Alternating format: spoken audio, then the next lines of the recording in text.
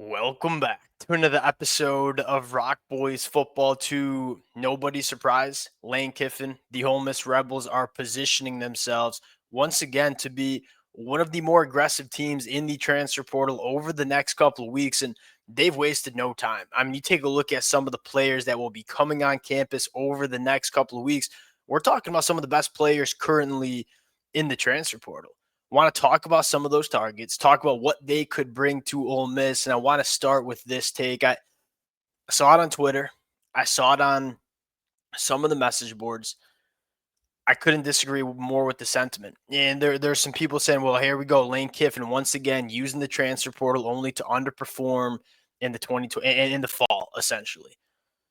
Look, did Ole Miss underperform in 2024? Yeah, I don't think you can argue they didn't. That was a national championship caliber roster that didn't make the college football playoffs due to some losses that you just can't have. The ceiling of that Ole Miss team, and we saw it when they beat Georgia, was national championship caliber. The consistency wasn't there.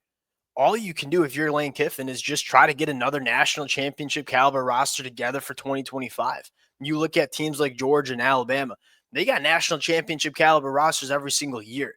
Do they win the national championship every single year? Do they make the college football playoffs every single year? No. But they continue to put themselves in that spot. That's what I'm seeing from Lane Kiffin and Ole Miss. And now it's time to execute in the fall. But 4 or 5 years ago, we weren't talking about Ole Miss having national championship caliber rosters. They had one in 2024. They were very close to having one in 2023. There's a good chance that they have one in 2025 as well if they can land some of these kids in the portal. Excited to get into it. Before we do, and as always, Ole Miss fans, let it fly in the comment section. It's going to be a fun next couple of weeks breaking down these commitments, talking about the targets, the amount of support a lot of y'all have shown going back to 12 months ago. It's been amazing. We appreciate you guys. If y'all do enjoy the content, consider subscribing to the channel. Without further ado, let's get into it. I want to start with what I think's one of the more intriguing positions, and that is the running back spot. I thought personally kind of mismanaged by Lane Kiffin and this coaching staff in 2024. It's pretty clear that Ole Miss wants to ride a guy like they did with Judkins, and largely what they kind of did with Parrish. And my frustration was he kind of ran Henry Parrish into the ground, and you knew he wasn't a guy that you want to take in 25 carries a game. They built such a deep and talented running back room and then just didn't utilize a lot of those players.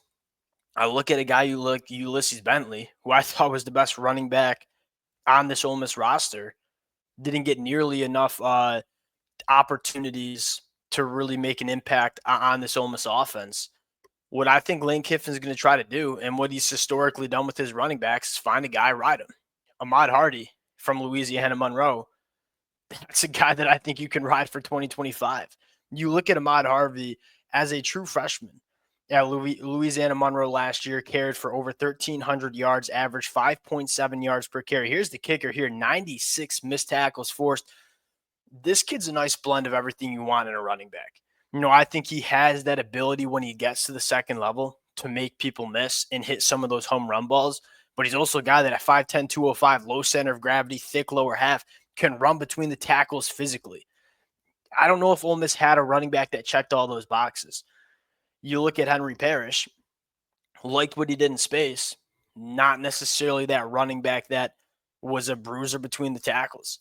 I look at Ahmad Hardy and say he kind of just, to me, checks off all the boxes. And as a true freshman putting up the numbers he did, this is a guy Ole Miss can ride for the next couple of years. But most importantly, he's a complete running back that Ole Miss didn't really have last year. They had a lot of different guys that could do some different things, but didn't have one running back that could do it all.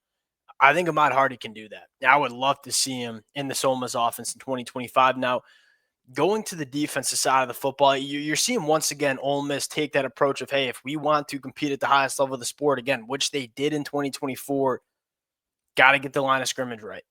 Principal U, the number one player in the transfer portal currently, and there's some questions about why he's the number one player in the portal with the production he's had over the last 2 years at Nebraska. Those are fair questions. I don't know if I'd have him as the number one player in the portal, but as a guy that's watched a lot of Nebraska football, I can see why a lot of programs are very high on this kid. He's developing. He's only going into year 3. Well, I guess we should start with, we all recognize the last name, right? The younger brother, Princely.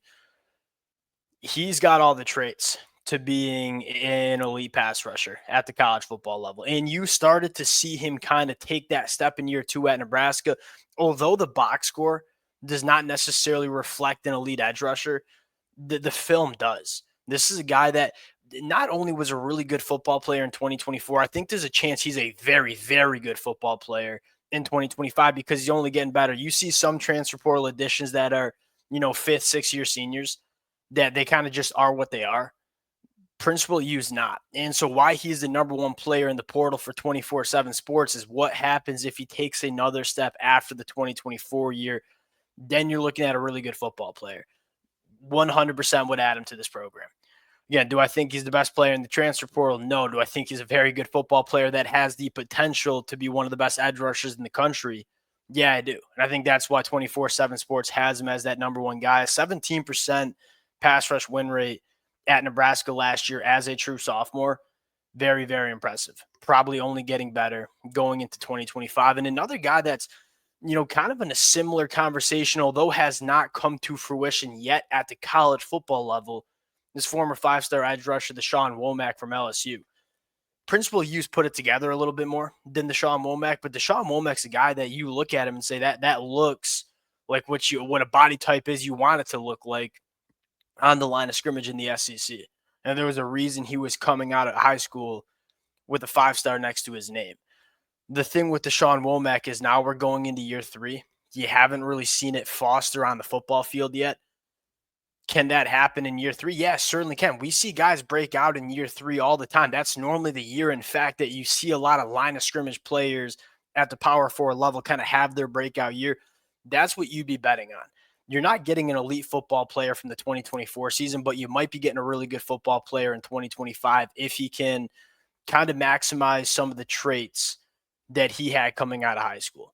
So Principal U, Deshaun Womack, although not the best football, Principal U was very good in 2024, although not elite football players in 2024, they're both young edge rushers that could be very good in 2025. And at the end of the day, you just want to bet on those guys. And if you bring them in both, chances are one, maybe even two of both of them kind of emerge as game wreckers and really good football players for you in the 2025 season. Another player that I like that Ole Miss is going after, Jalen Braxton. Jalen Braxton is a true freshman in the SEC in 2023, was elite. You look at his numbers, faced 29 targets, only gave up 12 catches, a 41% completion percentage when targeted, 7 pass breakups, 1 pick. Jalen Braxton was the best cornerback for Arkansas in 2023 and then missed pretty much the whole season with injury in 2024. If you get the healthy version of Jalen Braxton that we saw in 2023, that's a bona fide starting cornerback at a high level in the SEC in the 2025 year. No problem with Ole Miss trying to bet on a guy like Jalen Braxton. Another guy from Arkansas, almost going after a couple of Arkansas guys. Pat Kutis is probably involved as well, who I really like. Luke Haas, he's my number one tight end in the transfer portal. Blocks his tail off, can line up in line, can line up out wide as a jumbo wide receiver.